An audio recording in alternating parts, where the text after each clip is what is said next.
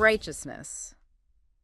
It's a loaded word, isn't it? It really is. For most people, it feels like this heavy backpack full of rules, or maybe a scorecard where you're constantly trying to get an A.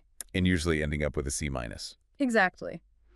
But today, we're looking at a source that claims we have that whole definition, well, completely backwards. Yeah, it definitely argues against the scorecard approach. The source we're looking at today, it's the Rhapsody of Reality's Daily Devotional by Pastor Chris.